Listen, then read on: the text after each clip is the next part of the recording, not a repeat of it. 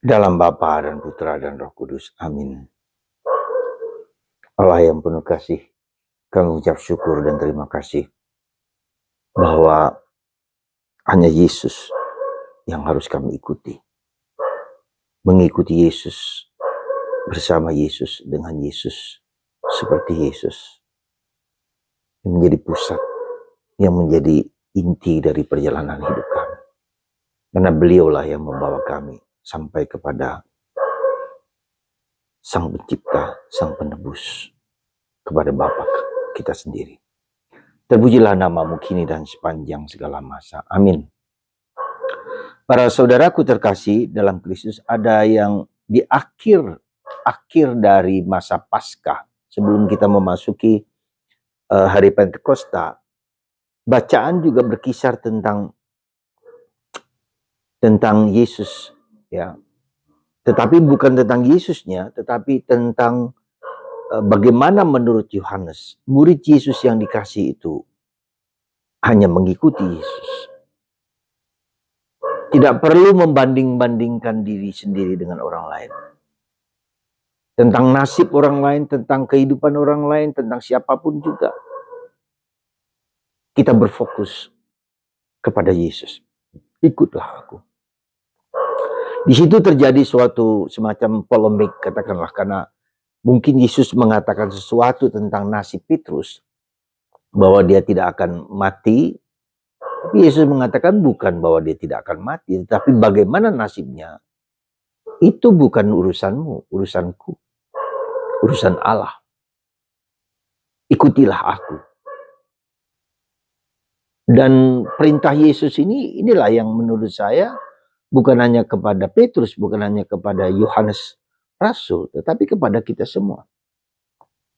Ada dua hal yang menarik. Bahwa Yohanes sebagai rasul yang dikasihi Allah, dia tidak pernah mengatakan siapa identitasnya sendiri. Tapi dia selalu mengungkapkan gelar, bahwa inilah salah satu murid yang dikasihi Yesus. Inilah dia yang waktu perjamuan terakhir berada di samping Yesus. Jadi menurut saya ini suatu yang mau menunjukkan peran dirinya yang diungkapkan. Yang menunjukkan kesaksiannya ini adalah kesaksian yang otentik. Gitu. Jadi ketika dia mengatakan inilah murid yang dikasihi, berarti gelar itu adalah suatu yang sangat powerful. Lebih daripada namanya sendiri. Tapi gelar, perannya itu. Murid yang dikasihi. Bayangkan kalau saya dikasihi oleh seseorang yang sangat saya idolakan. Pasti gelar itu punya makna yang dalam. Dan gelar dan karena murid yang dikasih berarti ada kedekatan, ada otentisitas dari apa yang disampaikan.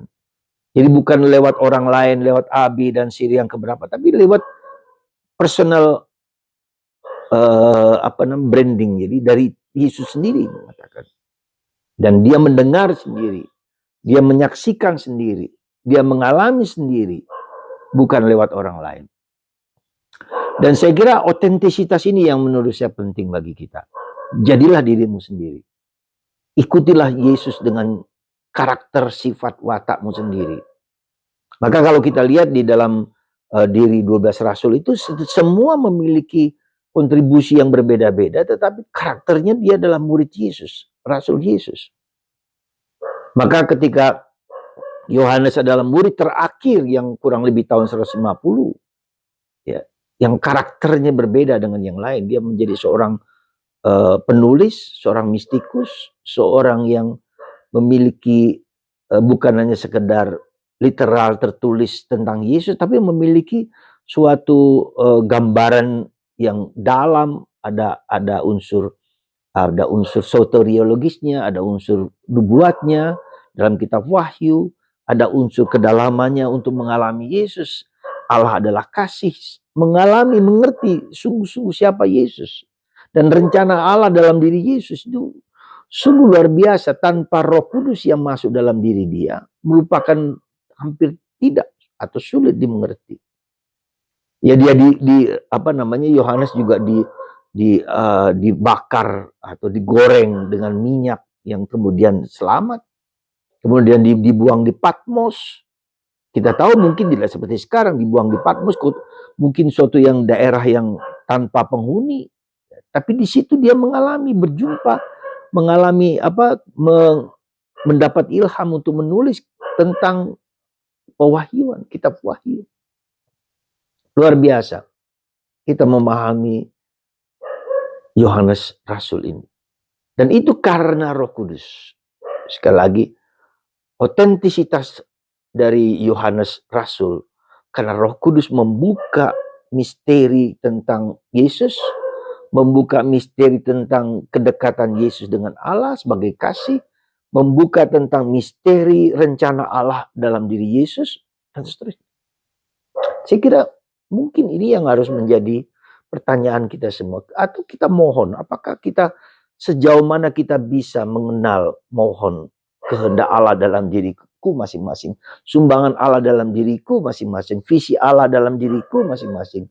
Kita mungkin bertanya, apa yang sebetulnya Tuhan kehendaki bagiku untuk kubagikan bagi orang lain. Dan kita mendengarkan Roh Kudus. Dan besok adalah kita mohon Roh Kudus, bukalah apa yang akan kusampaikan, kukatakan dan kubagikan kepada orang lain. Bukan karena aku, tapi karena Engkau. Bukan karena namaku, tetapi karena peran yang Tuhan berikan kepadaku. Menjadi pribadi yang otentik, otentisitas asli. Ya.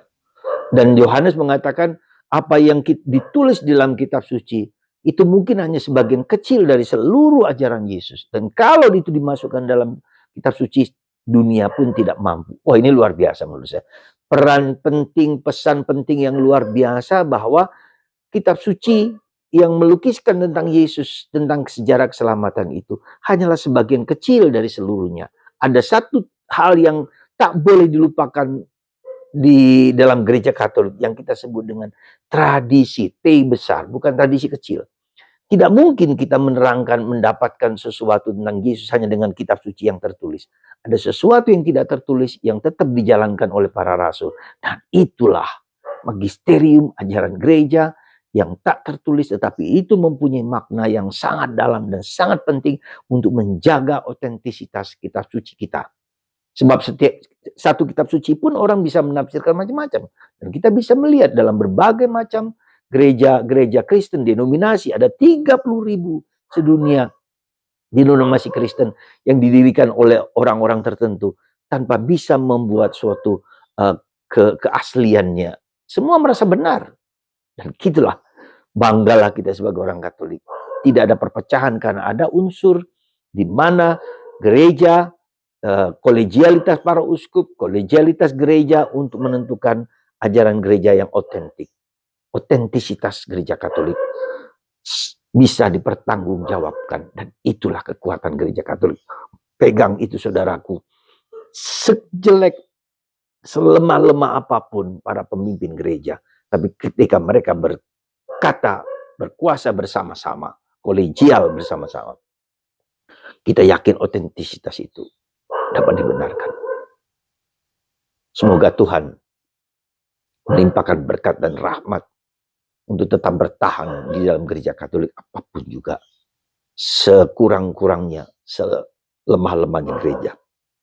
Tuhan memberkati Anda semua, Bapa, Putra, dan Roh Kudus. Amin.